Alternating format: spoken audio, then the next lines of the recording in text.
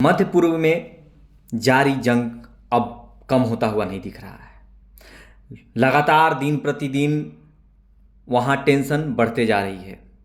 एक तरफ इजराइल है तो वहीं दूसरी तरफ ईरान और ईरान के समर्थन वाली हिजबुल्लाह, हमास, हौती, मिलिशिया और कई तरह के संगठन हैं जो अब दबने को तैयार नहीं हैं। अपने पिछले भाषण में ईरान के सुप्रीम लीडर खामनेई ने ये कह दिया कि हम पीछे नहीं हटेंगे और इजराइल अगर हमारे ऊपर हमला करता है तो हम उसको और बड़ा जवाब देंगे। वहीं इजराइल लगातार कहता आ रहा है कि जब तक हम हमास, लेबनान, ईरान समर्थित इन ग्रुपों को खत्म नहीं कर देंगे तब तक हम दम नहीं लेंगे।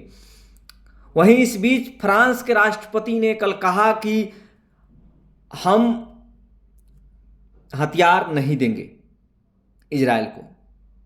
उन्होंने और भी बहुत बड़ी बातें की, पर इजराइल के प्रधानमंत्री ने इसको लेकर के जवाब दिया है और मैसेज दिया है फ्रांस के राष्ट्रपति इमैनुअल मैक्रों को कि आपकी ज़रूरत हमें नहीं है, आपके साथ या आपके बिना जीत हमारी होकर रहेगी।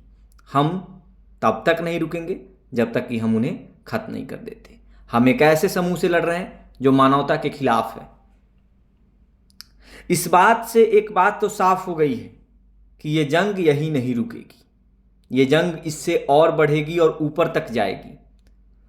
हम ये कह सकते हैं कि छोटे वर्ल्ड वार का रूप भी ले सकती है, क्योंकि अपने पिछले भाषण में खामनेई ने एक बड़ी बात कही थी। उन्होंने कहा था कि अल्लाह के नाम पे सभी मुसलमानों को एक होना होगा।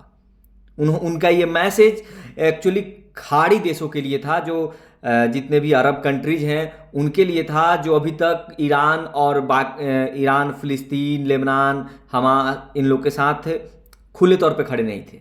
जिसके बाद से ये माना जा रहा है कि अगर ये संदेश अपना काम करने में कामयाब होती है तो अरब, मिडिल ईस्ट के साथ साथ पश्चिमी एशिया भी पूरी तरह से डिस्टर्ब हो जाएगा इस जंग की आड़ में।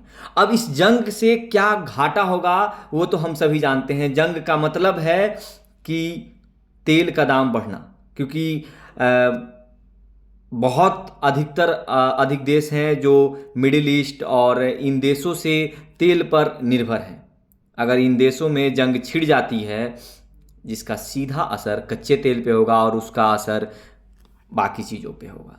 तो अब देखना है कि ये जो राक्षस रूपी ये युद्ध है कब खत्म होती है, और अगर खत्म नहीं होती है तो किस हद तक जाती है और कितना तांडव मचाती है। धन्यवाद।